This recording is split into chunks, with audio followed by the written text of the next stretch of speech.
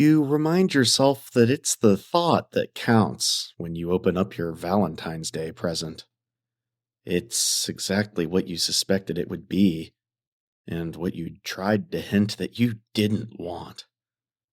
It's a copy of your favorite stuffed dog from when you were a kid, only this one is new.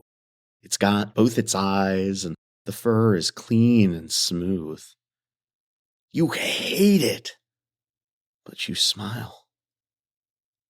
You have to hold on to it after that. Find it a place in your house, so you leave it in your living room closet. There you can pull it out when needed to show it off when your girlfriend is over, but you don't have to look at it when she's not. You told her about how much you'd loved that dog as a kid, and you had for a time, but the relationship was still too new to tell her why you'd gotten rid of it. You didn't tell her about how it had started to move around at night, never staying where you left it. You didn't want her to laugh at you, so you hadn't told her about how you'd wake up sometimes startled by barks that were too close to be the neighbor's dogs. You didn't tell her about how the dog came back, even when you threw it away, even when you tossed it in the ocean. You don't tell her that you were only finally free of the wretched thing when you burned it. But now it had made its way back to you. But you're an adult now, and you're not going to throw it away because of some silly thing that you probably imagined as a kid. But on a quiet night, just a few days later, when you hear the closet creak open, then you hear the chair you put in front of your bedroom door scrape across the ground. You wish desperately that you'd believed your younger self. After several minutes, you decide that listening to the thing breathe next to you is worse than facing whatever it wants. Finally, you throw off your blankets and get ready to confront the podcast inside your house. By Annie Marie Morgan and Kevin Schrock, with today's episode written by Annie Marie Morgan and music by Hex System.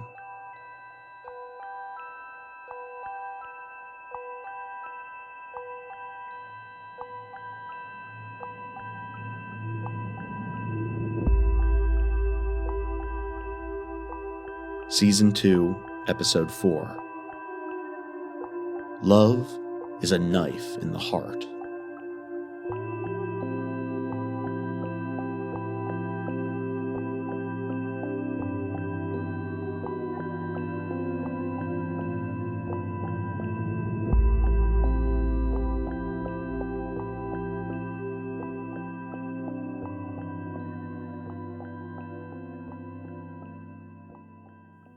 I knew death before I knew the word for it, alongside violence, pain, fear, and all those other words that can't ever fully describe what they encompass. But I suppose you could argue that about any word, that saying isn't experiencing. Lately, though, I don't find myself thinking about any of those bad words. Lately, I've only been obsessed with love and all of the other words that are contained within it. I've been trying to think of as many ways as possible to describe the feeling of love, because when I get strong enough to move my mouth or write my words, I want to tell my love how I feel about her. More than anything, I think that love is change. It transforms you, but you don't always get to choose how. My body was made in a factory, identical to dozens, maybe hundreds of others, but love is what made me unique. I've seen my brothers and sisters on occasion. They have the same hard plastic arms, the same squishy fabric torso, and the same stuffing inside. But outside, I've been transformed more than most. I'll see other dolls with personalized haircuts, but none so bold as mine. I'll see others with markered or painted on makeup, but mine is striking to the point of stares. I wish I could remember who had loved me so deeply to transform me so drastically. But my mind, or whatever you'd call the consciousness inside me, didn't exist until after that person was dead. I carry a part of them quite literally with me, though. The blood stains on my torso are faded now, but they were deep enough to stain the stuffing deep inside my chest. Love is not what created my mind. I think whatever happened there was the opposite. I came into this world much the same way that humans do, birthed through screaming and blood and other assorted fluids, but my birth was different. We don't need to talk about that right now, though. Instead, let me tell you about how I met my love. When Rose opened me up on Christmas Day, it was love at first sight. Well, for me anyway. She had short, spiky pink hair like she cut it herself, and she had thick smudges of makeup smeared around her eyes. She reminded me of me, in a way, though I was missing considerably more hair, and I wore considerably more makeup and marker and nail polish all over my body. Rose, though, she was the most beautiful thing I'd ever seen. If I'd had lungs, I would have gasped. If my lips could have moved back then, I would have told her that. She didn't feel quite the same about me, though. When she saw me, she laughed and laughed. And the girl who'd brought me home from the store stepped into view, and Rose hugged her close. Then, to my surprise, she said, "I love it." If I'd had a heart, it would have fluttered. But then it would have dropped when she said, "It's so goddamn creepy." "Rose, language!" someone scolded. Rose twirled me around then, showing me off, and I saw the whole family. The girl who'd picked me up from the store was there. She looked a bit older than Rose, and she had honey brown hair. I always noticed the hair first with people. I envied their ability to grow it back. Rose's mother had silver hair, short and wavy, and her father had brown hair gelled back. But there was another girl, and when I saw her, I had to do a double take. She had the exact same face as Rose, molded from the same sets, but her hair was chestnut, and her eyes were unsmudged by the purple and black eyeshadow. It was like looking at the base model of my love before she'd changed herself to be so different. I learned the name of Rose's older sister first, the one who adopted me, when their mother chastised her on my behalf. "Debbie, where did you even find that thing?" The girl beamed. "From the thrift store, the one where I found Yogi Scare." "Oh, of course," their mother replied. "Well, if it makes her happy." They placed me face down then, back in the box, and though I knew enough of anatomy to know that my eyes were not made of the same flesh or liquid as a person's, they functioned the same nonetheless. I only heard the rest of Christmas, the oohs and ahs and the fun. Then at the end, they gathered me up with the rest of the presents, and Rose held me to her chest. It was the first hug that I could remember. I met the rest of Rose's toys when everyone went to bed, but they were all empty inside. It seemed like she'd been trying to find one that wasn't for quite some time, though. There were 2 other dolls, equally as messed up as me, and a handful of stuffed animals. All of them had been greatly changed, and I hoped it was through love, through children's scribbling and playing too roughly. I hoped that they hadn't been doodled on and dismembered out of malice.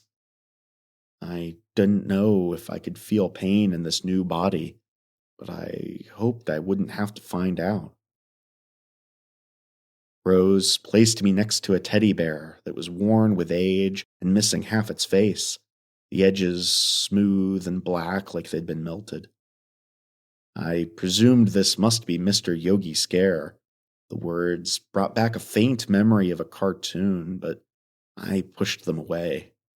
I was me now, and I didn't want to think about what I'd been before.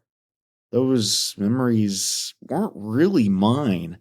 They were from another life. That first night in my new home, I watched my love sleep. I envied her ability to move. It made me wish that I could experience discomfort, if only to banish it by laying in the right pose or stretching out just so to get cozy again.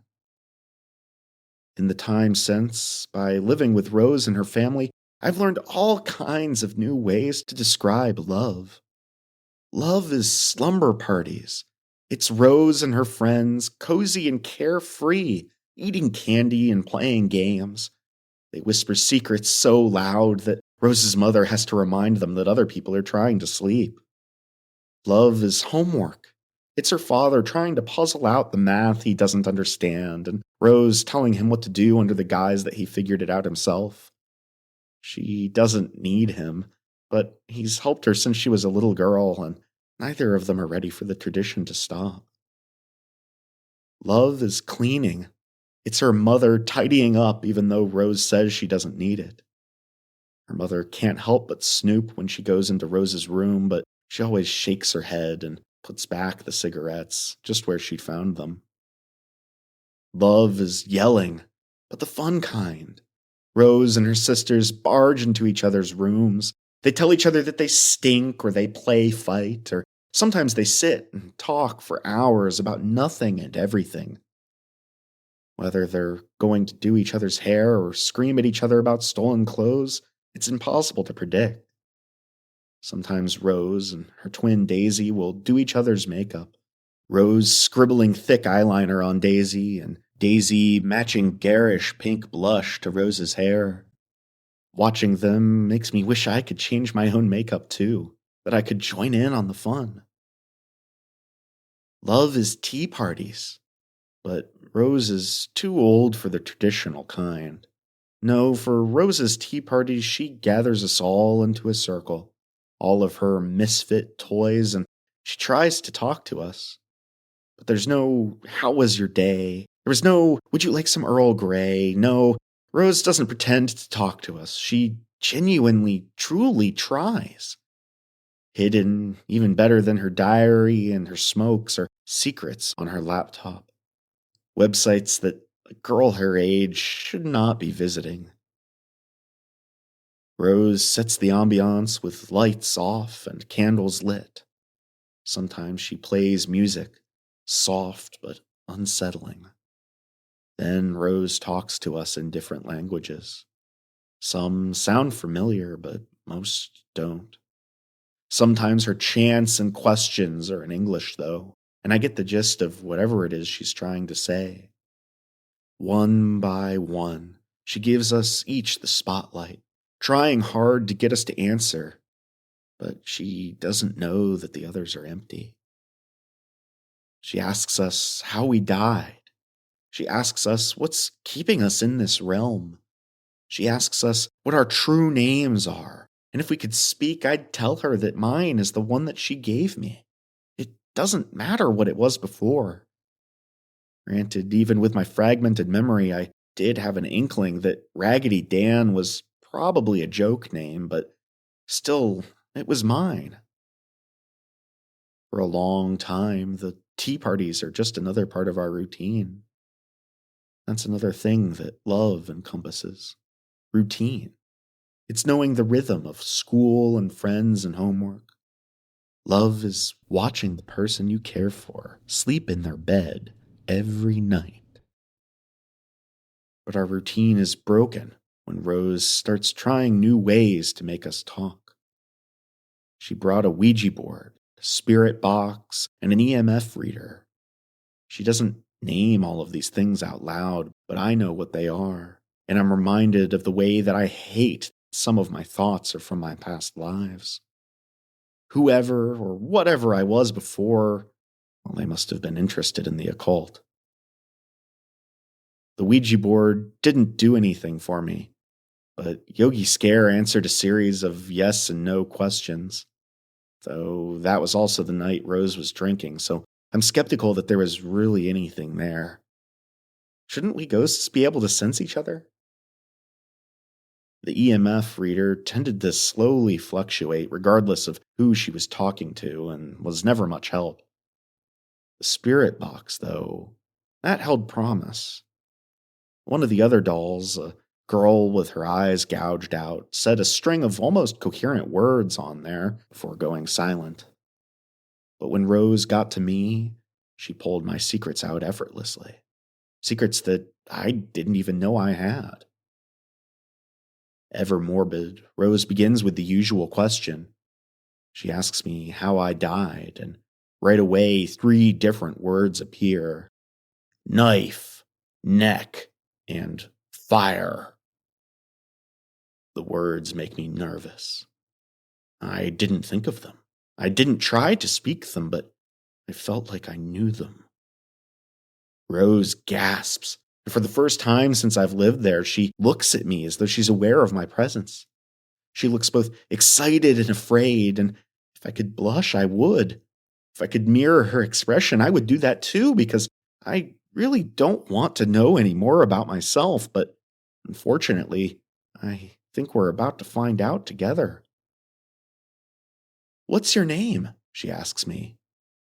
I try my hardest to project, to use the box on purpose, and I succeed. The word Daniel appears on the screen. If the stuffing in my chest could flutter with excitement, it would. I can talk to her now. But my joy is tempered when the name Lucy appears as well.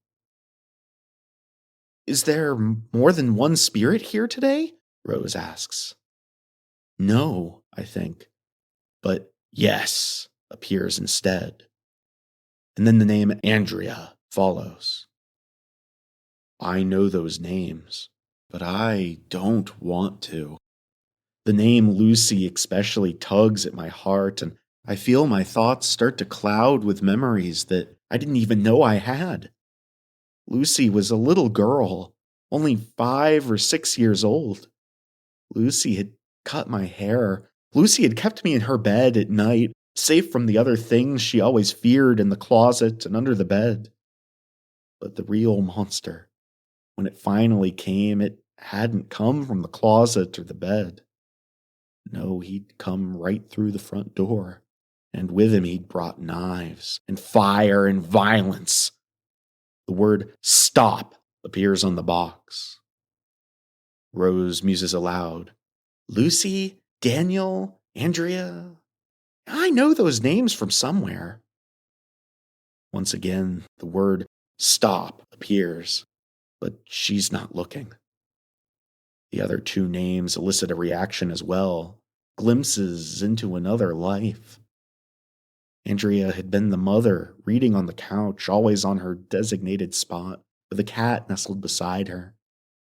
Daniel had been the father, coming home from work covered in grease and dust, always staving off the after-work hugs and kisses until after he'd showered. But Rose didn't ask about that. She asked, "Did you all die together?" I don't see what the box says then. Fully immersed in the past, all I can breathe is smoke, and all I can taste is blood. Muffled screams fill my ears, and I don't know if they're mine or someone else's, and my eyes burn from the heat as the flames get closer and closer. And all of a sudden, I snap out of it. I'm cold again, and I can smell the familiar scent of carpet. My vision is dark, but with light seeping in around the edges. The screams are gone, replaced with Rose breathlessly saying, "Holy fucking shit!" I lay face down for a minute as I hear her slowly step over. She picks me up gently, the way one would pick up an injured animal, caring but careful. And I realize then that I'm on the other side of the room. I've managed to move. "Hey, spirits?" she says in a shaky voice. I'm sorry about that. I'll stop asking questions like that, okay?" She holds the box up to her, close like a phone, and says, "Goodbye." Next week's tea party was rescheduled. Rose started looking at me differently, too.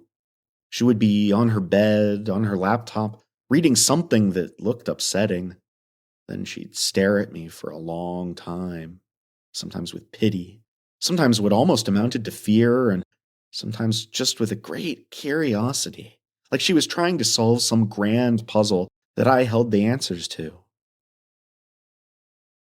Love is like having a hole ripped in your chest when the person who you love is mad at you. It's feeling empty when the things that you thought would never change decide to anyway. With my love ignoring me, I was left to my own devices, and I decided to focus on seeing if I could will my body to move. I practiced while she was at school, and quickly discovered that I was limited by the features of my design. My fingers wouldn't separate no matter how hard I tried, and my joints were perpetually bent at the knees and the elbows. But if I mustered enough force, I could crawl just a bit. I always crawled back into position before Rose could get home, though. I didn't want to scare her any more than I already had. She forgave me eventually, though, and soon sat us all around for another tea party. This time, instead of candles and all the other usual ambiance, she'd brought a selection of seemingly random items. There was a copy of some fantasy book that you could stop a door with, as well as a toy car and a model that looked disturbingly familiar. There were also flowers and stuffed animals that looked worse for wear, like they'd been outside, drying in the sun and rotting in the rain. Rose went straight for the spirit box this time, and straight for me, not without apologizing to the other toys, though. Hey guys, today we're just going to talk to Raggedy Dan for a bit because I think he has a lot he wants to talk about. But I promise if there's any other spirits that have been trying to talk, I'll come back to you guys later, okay? Rose set the spirit box between me and her. For a beat, she didn't say anything, and I kept silent as well. I brought some things that I thought you might want to see. These were at the memorial in front of the Ward family home. Does that mean anything to you? It did, but I tried to block out the memories. The spirit box spoke for me, though. It said simply, us. People left all of these things in front of the house, and I thought you might like to see them. Don't worry, I'm going to bring them back after tonight. I just thought, well, if one of you guys, or if all of you guys are here, then this way you could see how much people cared. Rose and the spirit box were silent for a time. Then she said, I'm sorry about what happened to all of you. Can I do anything? I felt what I wanted as it appeared on the spirit box. The spirits and I were united for once. Blood, revenge, and sleep all appeared rapidly. Rose looked at me with a mixture of fear and determination. Okay, she said. Then she held the spirit box up and said, goodbye. That night, as I fought to block out the memories of whatever had happened to me in life, I decided to try something to appease the spirits inside of me. I crawled over to the borrowed memorial and I unscrewed my head. I thought maybe if I put something else in my chest aside from the dried blood of whomever I'd been before, it would get the ghosts haunting me to stop thinking about fire and pain and all those other bad things. I tried to pick out something for each of them. The toy car, presumably for the father. For the mother, I tore out a page from the book. For the daughter, I took an eye from a stuffed bunny that had seen better days. But I grabbed something else, too. Among the flowers was a bouquet of dried roses, and I picked out a pink one. I'd been someone else before, maybe even a few someones, but I was me now, and I didn't want to forget that.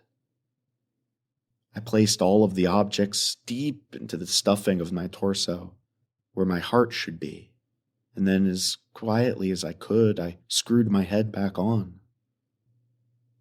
It felt nice having those small reminders in my chest. It felt like I had a heart now, one I'd chosen partly for myself. Sure, I'd had to appease the dead inside of me, the spirits who demanded I fill myself with their grief first. But I'd also chosen to put love in there. Love is tenacious. It's invasive. It's a worm that burrows its way into your heart like nothing else can. It doesn't push out the bad, but it squeezes in beside it. And it reminds you that you have room for good things in your heart too. The next morning, when Rose gathered everything to put back, she noted the missing items. She just stared at me for a minute with an expression that was hard to read.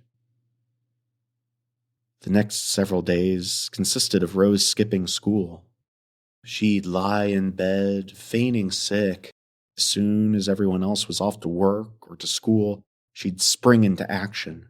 She'd put on nondescript hoodies and jeans and cover her pink hair with a beanie, and then she'd disappear for hours on end. Meanwhile, I worked on my own mission. I could crawl faster now, and I had better control over my arms. The things I'd filled my heart with seemed to have both calmed the spirits inside of me and given me more strength. I dragged myself onto Rose's desk and practiced holding a pen between my plastic hands. I wanted to write her a note in my own words, uninfluenced by the ghostly baggage that always took over when we talked with the spirit box. When the weekend hit, Rose was miraculously feeling better and told her mom that she was going out with friends. But I saw her packing her mace and a hammer into the floral backpack she had before she left. When she came back, she sat us down for another tea party. This time, though, she didn't bring the others. It was just me and her, our first date. Only I could have done with better conversation. She sat the spirit box next to me and asked, "Does the name John Varden mean anything to you?" Before I could even fight off the bad memories, the spirits inside spoke for me. The words murder, bad, and killer appeared. I could picture his face vividly then, with his arms wrapped around my neck. I'd gotten better at not letting the bad memories completely take over, but to do so, I had to let them in sometimes. I let that one wash over me, as Rose explained. So, in the news and everything, they've been saying he did it since the fire. I guess, well, Lucy's body had fingerprints on it, or what was left of her body anyway, but they mishandled the evidence or something? I don't understand all the legal stuff, but anyway, he's just been living his life, I guess, so I've been watching him. The words careful and killer repeated once again. Rose, my little Rose, she was just a girl. She shouldn't be near that monster. I know, I'm being careful, but I had to do something. She pulls me close then, touching her leg, and holds my tiny plastic hand in hers. You know, I've always been just obsessed with ghosts, but you're the first ones I've ever talked to. I tried so hard to find them before, to, see into the beyond or whatever, and there's not any reason for that. I've just always felt like I had to. But maybe you're the reason. Maybe I was waiting for you.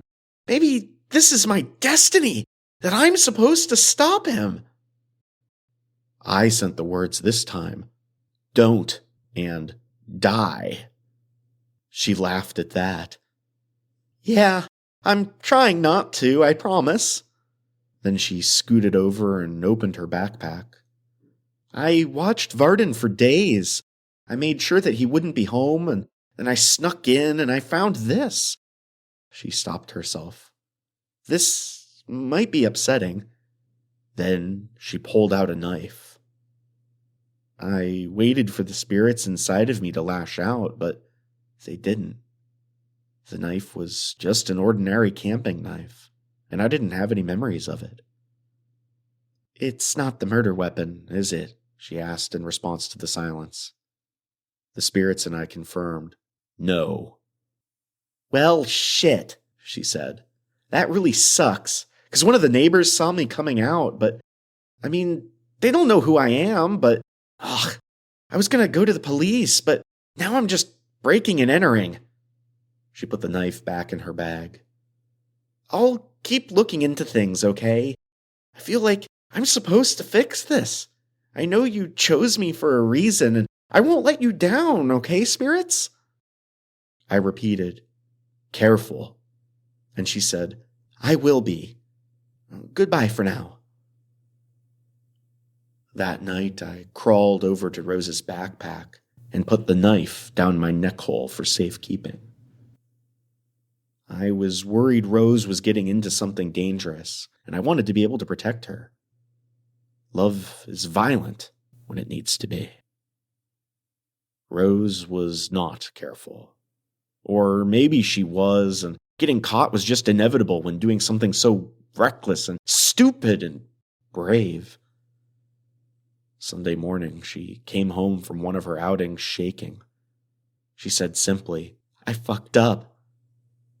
She didn't talk to me for the rest of the day. She spent the time searching on her laptop and occasionally staring at her phone, but not making any calls. Her mother, sensing something was wrong, came in a few times with snacks, asking her if she was feeling sick again, and Rose just brushed her off.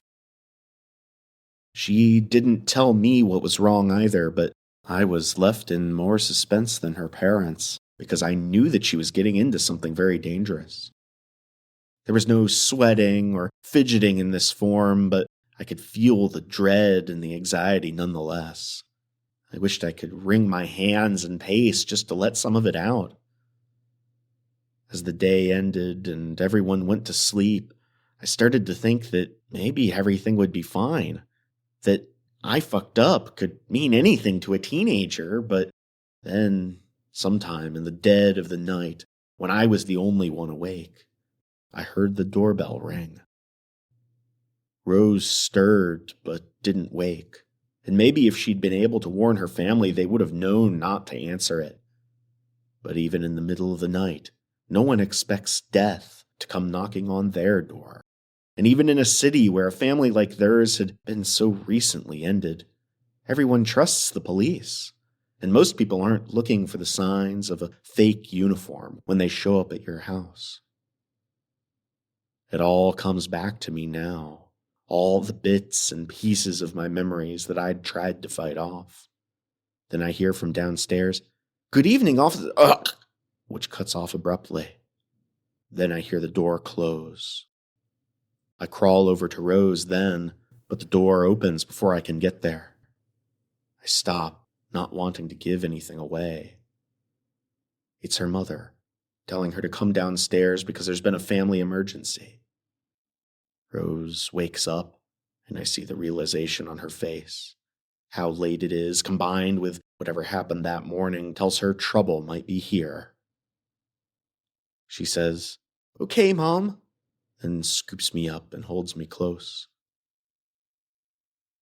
Rose only suspects something bad might be waiting downstairs, but she's probably worried about teenage things. She's nervously awaiting the actual cops arresting her for snooping, or she's worried that she's in some kind of trouble.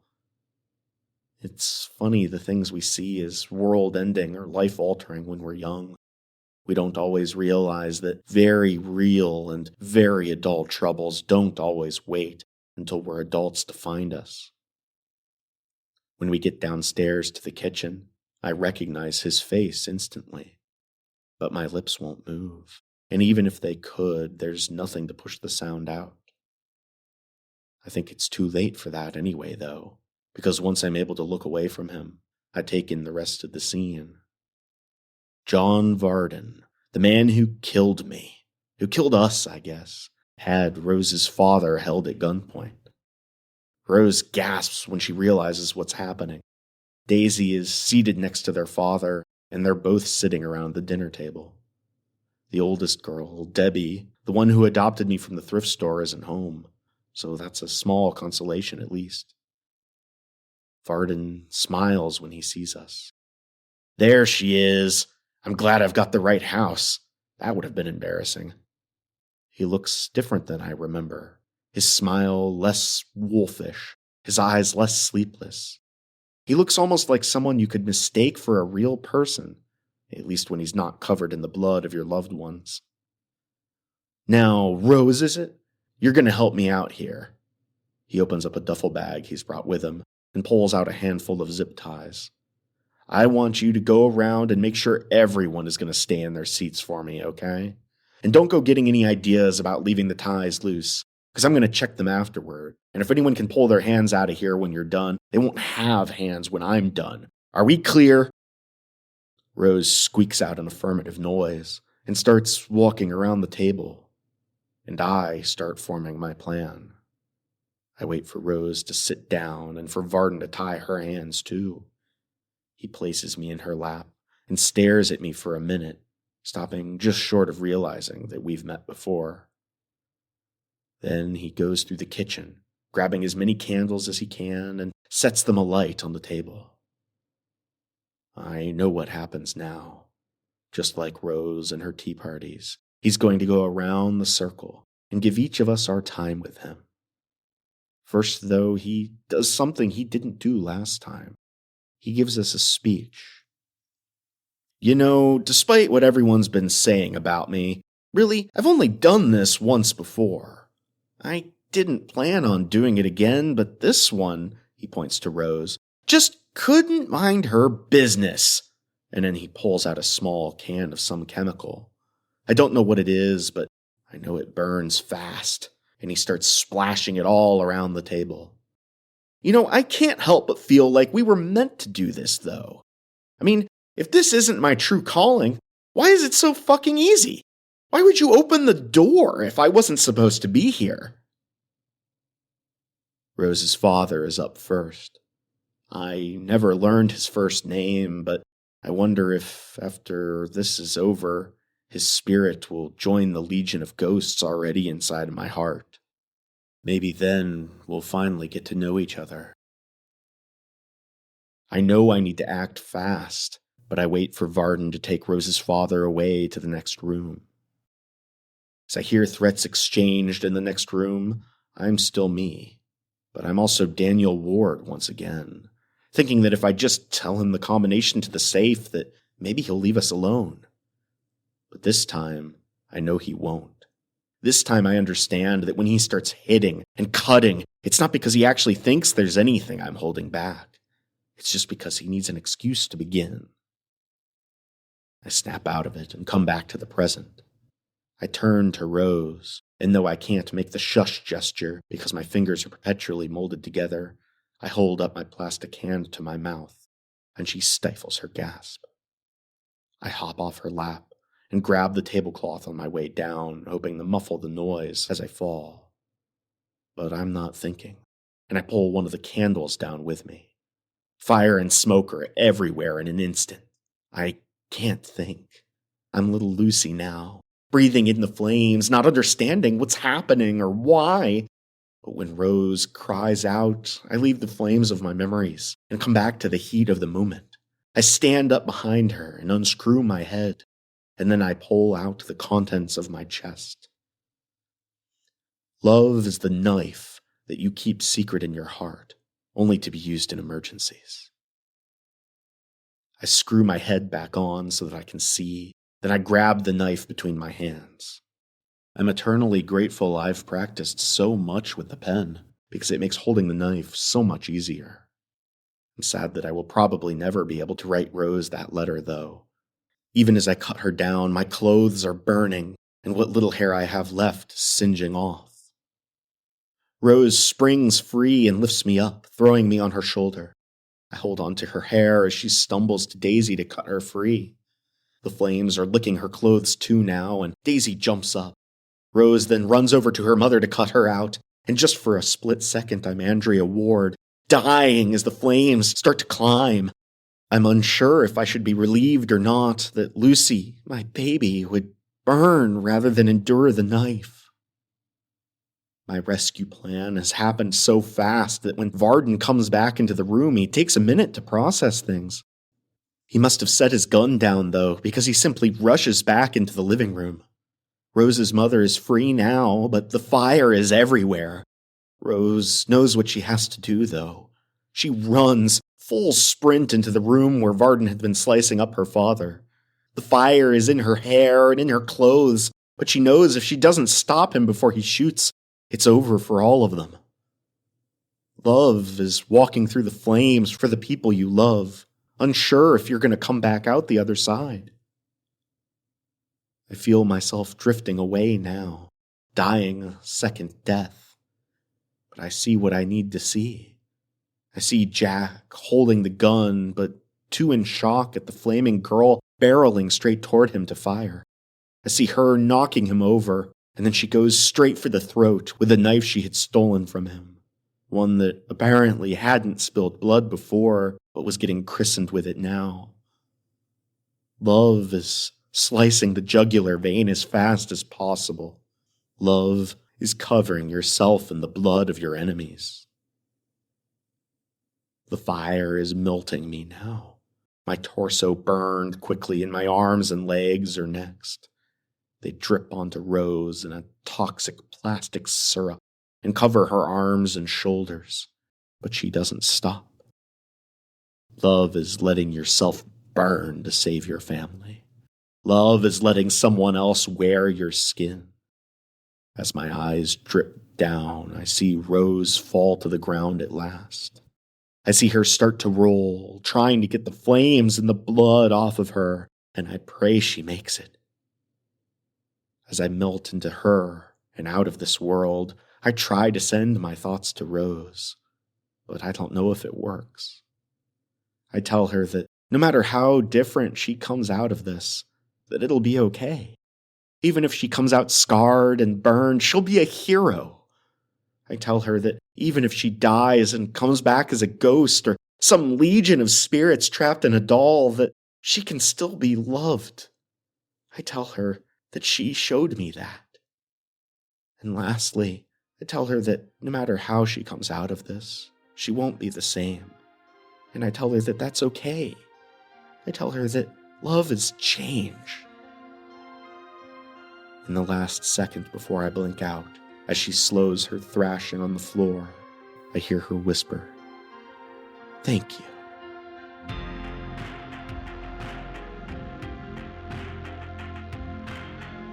Thank you for tuning into this episode of The Podcast Inside Your House. To hear every tale of terror as they're released, subscribe to our show on your podcast app or on YouTube, or follow us on Facebook and X. And until next time, we hope you have a good Valentine's Day. Whether your date will be a man, a woman, a ghost, or a possessed doll, make sure to get out there and have some fun.